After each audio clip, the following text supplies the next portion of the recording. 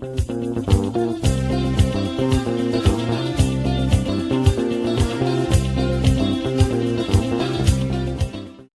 derrota del terrorismo en el Perú.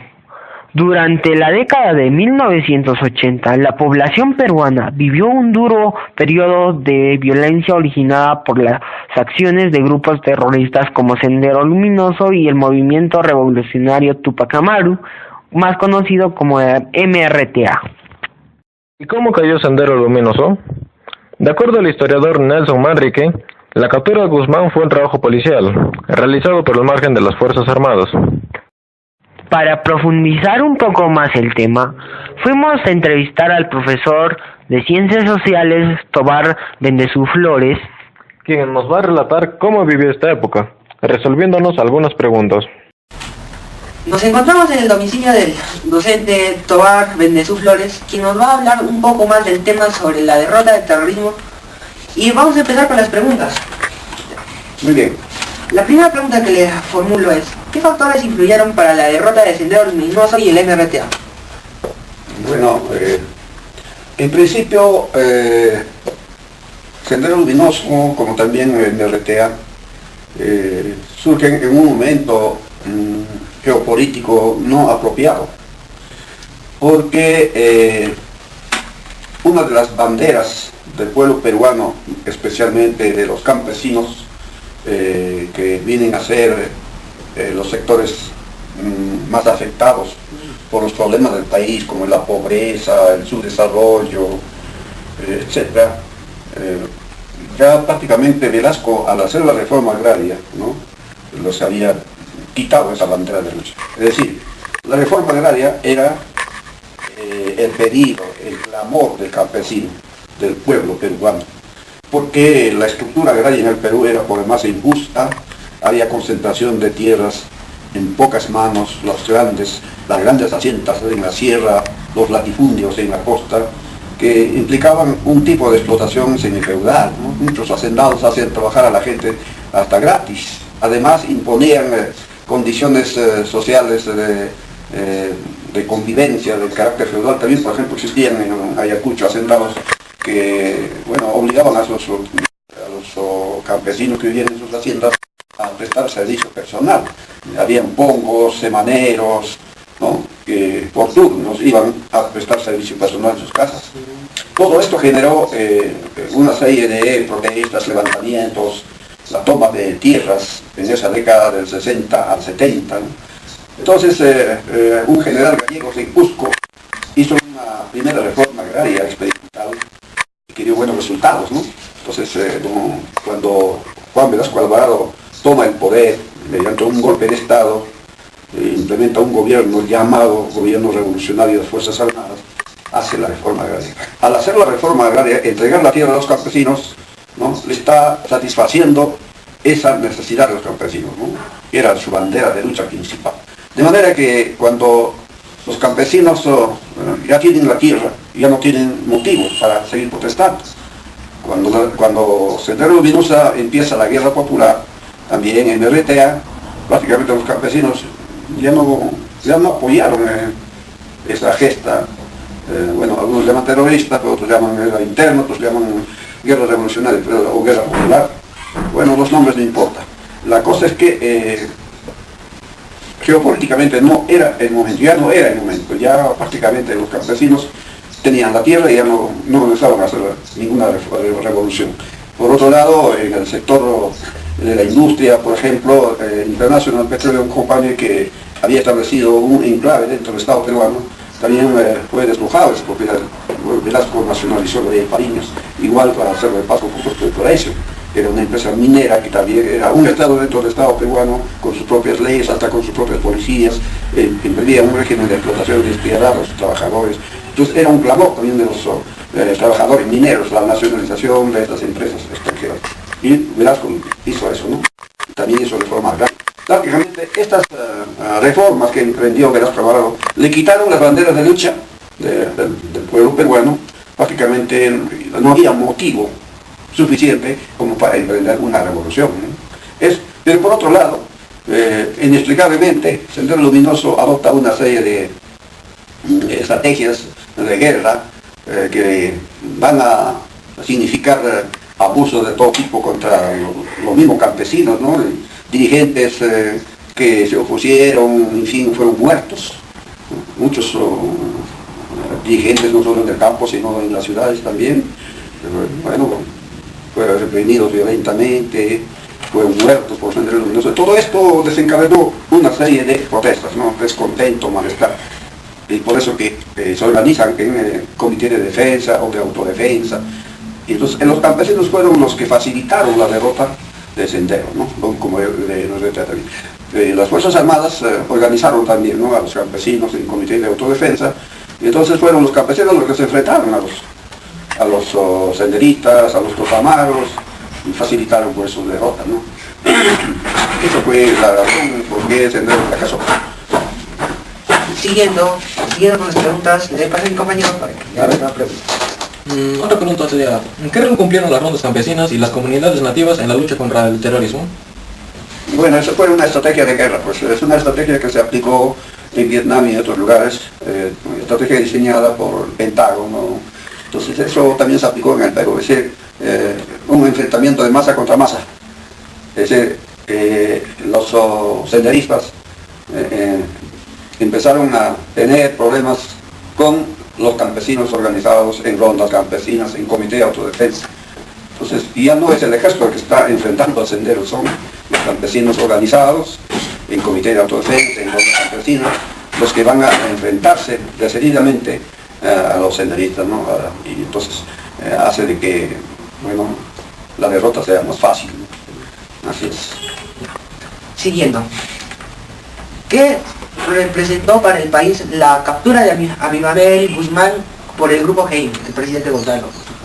Bueno, se ve ahí pues una estructura partidaria vertical.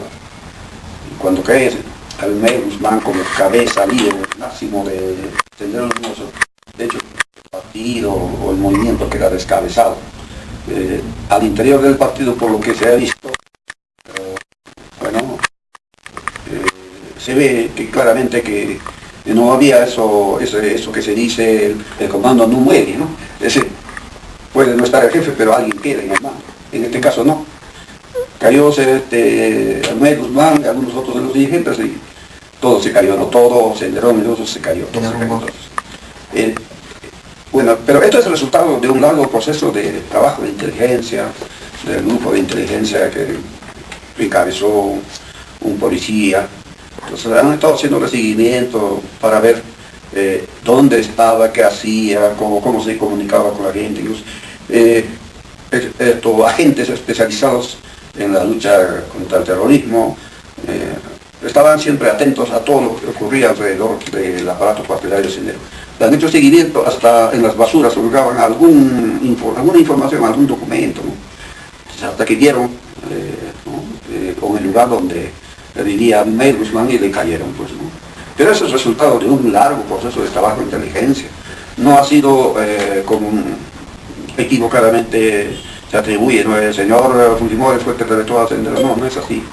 La derrota de Sendero ha sido trabajo del servicio de inteligencia, de la policía especializada en lucha contra el terrorismo, pero también gracias a que bueno, pues los campesinos organizados en rondas, en comité de autodefensa, ¿no?, se enfrentaron decididamente. Entonces Sendero ha tenido que enfrentarse a dos frentes, ¿no?, el frente policial militar y el frente campesino, frente social. Entonces, decididamente su caída era cuestión de tiempo nada más. Así es. A ver. En la actualidad, ¿el Movadef o el PUTEP representaron alguna amenaza durante en la seguridad del Estado? Puede representar. Bueno, tengo poca información, pero sí podemos hacer una deducción lógica. Las huestes de Sendero no entregaron las armas. Los que estaban en acción armada, como ha ocurrido en otros países, por ejemplo Colombia, Tupamaros han entregado las armas, ¿no?, después de llegar a un acuerdo de pacificación. Pero en el caso del Perú, Sendero nunca entrega sus armas. Entonces, si hubieran condiciones, de repente puede haber el riesgo de un nuevo resurgimiento de Sendero en acción. Pero, dadas las condiciones reales que tenemos en el país, lo veo muy difícil. que incluso pueda significar un riesgo la existencia de Movadef u otros movimientos cercanos al terrorismo, lo veo muy difícil. Incluso hay grupos que antes eran radicales, como por ejemplo Patria Roja, partidos de izquierdas radicales que apostaban o que proponían la lucha armada, ¿no?, como una estrategia para tomar el poder. Pero estos mismos grupos ahora ya no están apostando por la lucha armada. ¿Por qué? Porque no existen las condiciones sociales, políticas, aun cuando en nuestro país subsiste la pobreza, subsiste la corrupción y tantos males que afectan a la mayoría de la población. Por ejemplo, el 47% de los niños del Perú ahora sufren anemia. E increíblemente, un país que tiene tantos recursos, sin embargo, tiene casi la mitad de su población en estado de pobreza. A pesar de todo esto, estas opciones radicales ya no están apostando por la guerra popular, por la lucha armada, no, por las guerrillas, etc. No, ya no. Ahora están apostando ¿cómo se llama esto? Por la lucha electoral. Por eso participan en las elecciones organizadas en diferentes partidos. Tenemos, por ejemplo, aquí, concretamente en Junín, Perú Libre, ¿no? Perú Libre, Corazón Libre, incluso Juntos por el Perú. Son partidos, son movimientos de izquierda. Algunos de sus componentes de estos movimientos apostaban por la lucha armada. Ahora ya no. Eso está descartado. Por tanto, bueno, Movadef puede existir, pero no constituye ningún riesgo, ninguna amenaza para la estabilidad política del país. Y que puedan triunfar es imposible para la situación en que estamos, ¿no? Y eso creo que su participación en la vida política es intrascendente, o sea, no tiene mucha significación, ¿no? No están prácticamente ellos de repente liderando algún movimiento fuerte, algún partido, ¿no? Son pequeños grupos que, bueno, desde el punto de vista de los derechos humanos, tienen derecho a pensarlo como sea, ¿no? Es un derecho que les asiste, pero que exista un riesgo por ese lado, no hay. Eso es. Siguiendo con las preguntas, ahora viene una pregunta un poco más personal. ¿Sí? La de cómo vivió usted ese momento del terrorismo y cómo afectó a su vida cuando cayó el terrorismo. Bueno, el fenómeno de la guerra interna en el Perú, del terrorismo de la década del 80 al 90, nos afectó pues a casi todos los peruanos de alguna manera. En el caso mío, bueno, hay una muerte de un hermano menor que era enfermito y se fue a Jucamaca, de donde somos nosotros, y el ejército lo capturó, lo desapareció, ¿no? A un chico que nada sabía de Sendero, porque él ni siquiera ha vivido allá. Y muchos de mis paisanos estaban entre la pared y la espada, ¿no? Estaban entre dos pueblos. Pues si no era Sendero, era el ejército. Entonces la vida de las personas en ese lugar no estaba segura. Entonces muchos han optado por salir a otros lugares, Lima, Ayacucho, Huancavelica, Huancayo. Y entonces la población quedó reducida casi a la nada, ¿no? Distintos pueblos enteros se convirtieron en pueblos fantasmas, porque la migración fue tan fuerte y necesaria para poder sobrevivir, ¿no? Mucha gente han salido de sus casas con la ropa encima, ¿no?, para salvar sus vidas. Entonces esta situación ha desencadenado otros problemas que hasta ahora subsisten, ¿no? Hay muchos pueblos que están prácticamente sin población, ya la gente ya no quiere volver, ¿no? En fin, pero también no hubo muertos así de gente en el campo, sino también en las ciudades, ¿no? Mucha gente, hemos vivido situaciones muy tensas de los bombazos que cada noche, ¿no? En Ciudad de Huancayo también hay noches que no se podía ni caminar porque constantemente las fuerzas del orden, la policía, el ejército, entonces no había una seguridad para nadie. Y eso quitaba pues el trabajo, la estabilidad emocional, todo eso, todo el mundo andaba preocupado, asustado, ¿no? Aunque personalmente yo no he vivido esa situación, personalmente no, porque Yo salí de mi lugar de origen en 1971, cuando todavía Sendero no era ni siquiera conocido, ¿no? Entonces trabajé fuera, en otros lugares, en Sativo, por ejemplo, donde no existía este fenómeno de la guerra de Sendero, de Tupac Amaru, no existía. Aquí en Huancayo, después del 80 para adelante, sí, pues, pero yo trabajé en un colegio religioso, no había ningún problema personal, ¿no? Solo salía de estas andanzas de Sendero y de las accionarios de Fuerzas Armadas, policías, no por informaciones, ¿no? Más allá, ¿no? Felizmente yo no he estado en eso, no me ha afectado a mi familia directamente, a mi esposa, a mis hijos, ni no. Las cosas ocurrieron más allá. Sí, ya lo vamos a editar, no te preocupes. Sendero Luminoso surgió por la falta de presencia del Estado en las zonas más pobres del país, donde no se atendían las necesidades básicas. Ahora se habla de una política de inclusión social. ¿Se podría evitar así el surgimiento de nuevos grupos radicales? Bien. Sendero, Tupac Amaru, movimiento revolucionario de Tupac Amaru, movimiento de el MIR, movimiento de izquierda revolucionaria de la Puente Uceda, Frente de Liberación Nacional, etc.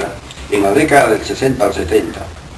Surgen precisamente porque las estructuras económicas y sociales del país eran estructuras caducas para la época y frenaban, obstaculizaban el desarrollo del país. Existía una situación de injusticias, ¿no? Como antes señalamos, por ejemplo, que los campesinos trabajaban para los terratenientes hasta gratis, ni siquiera se les pagaba. Incluso muchos hacendados disponían de las vidas de los campesinos. Habían campesinos que vivían dentro de la hacienda, pues no había comunidades cautivas. Estos eran objeto de explotación, de abusos. Por ejemplo, los hacendados se irrogaban el derecho de prima nux. La primera noche de bodas, la novia tenía que acostarse con el patrón, ¿no? Ese tipo de cosas existían. Existía mucha pobreza, mucha ignorancia. Entonces existía malestar. Habían en esa década grandes movilizaciones, huelgas, protestas por todos lados. Incluso los jóvenes en esa década éramos todos, o la gran mayoría éramos adictos a la izquierda, ¿no? Yo mismo simpatizaba con Frente de Liberación Nacional, con el discurso del cura Gorgo Hidalgo, del general César Pando de Busquiza, que eran los líderes de este partido, Frente de Liberación Nacional. Bueno, pues impactaban en los jóvenes, porque los jóvenes son más sensibles que las personas mayores, ¿no? Yo, por ejemplo, no soportaba ver injusticias, abusos de ninguna clase, ¿no? Entonces, cuando escuchamos esos discursos que te hablaban de libertad, de justicia, de la necesidad de desterrar la explotación del hombre por el hombre, ¿no? Entonces, eso impactaba, nos impactaba y nos atraía. De hecho, nos seducían esas ideas y adheríamos a esos movimientos de izquierda. Pero también por la influencia de la Revolución Cubana, que triunfa en 1959, que, bueno, pues hace una revolución, cambia totalmente las estructuras económicas y sociales, y entonces construye un nuevo tipo de Estado. Es decir, un pequeño país se enfrenta al imperio más grande del mundo, como es Estados Unidos, y logra derrotarlo, ¿no?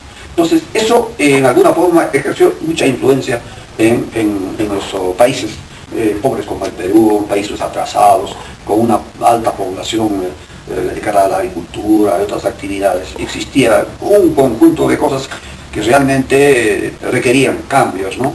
Por eso es que se gestan estos movimientos. Primero fue de la Puente Uceda, ¿no? Que se levantó en armas con el foquismo, sus guerrilleros, bueno, fue derrotado. Lo mismo Frente de Liberación Nacional y finalmente Sendero, Tupac Amaru, ¿no? Que también son derrotados. Pero todo esto surge justamente porque existían estructuras económicas, sociales, que se traducían en injusticia, en explotación, en abuso, ¿no? Y puede, en cualquier momento, de repente ya no con las mismas características, sí, puede en cualquier momento la gente puede llegar a un estado de hartazgo, ¿no? Es decir, llegar a no querer soportar más tanta situación. Ahorita en nuestro país hay un estado de corrupción donde el poder judicial, ¿no? Donde el Estado, el Congreso está copado de corruptos, ¿no? Increíblemente en nuestro país existen congresistas con condenas y sin embargo siguen ahí, ¿no? Tenemos presidentes con orden de captura, presidentes encarcelados, líderes como el caso de Keiko, ¿no? Por probados delitos de lavado de activos, etcétera, ahora en prisión. Existe una situación que podría desatar una movilización nacional exigiendo que, bueno, pues se haga justicia, porque no es justo que quienes roban al país, que quienes abusivamente se han apropiado de los recursos del Estado, ¿no?, estén felices o rondos, paseando, ¿no? Aducen, por ejemplo, en el caso de García, está procesado por delitos, no por sus ideas políticas, ¿no? Y sin embargo, él frescamente dice, no, me están persiguiendo, ¿no? Me están persiguiendo políticamente, soy perseguido político, no, no es así. Yo creo que ellos tienen en el Poder Judicial, en el Ministerio Público, gente así que los defiende, que los encubre, que los protege, y en el Congreso más todavía. Entonces, hay un estado de hartazgo. Yo, por ejemplo, yo no estoy de acuerdo con esta situación. Creo que en estos días hay una movilización nacional para exigir el cierre del Congreso. Y esto puede ir creciendo, puede ir creciendo. Entonces se puede convertir en una especie de protesta nacional y no sabemos en qué puede terminar, ¿no? Así es. Si existen condiciones, bueno, puede haber. De repente, no con las mismas características, pero sí puede haber movilizaciones, el surgimiento de un nuevo partido, una radical, que incluso puede apostar por una revolución no armada, puede proponer, ¿no es cierto? Muchas gracias por su tiempo.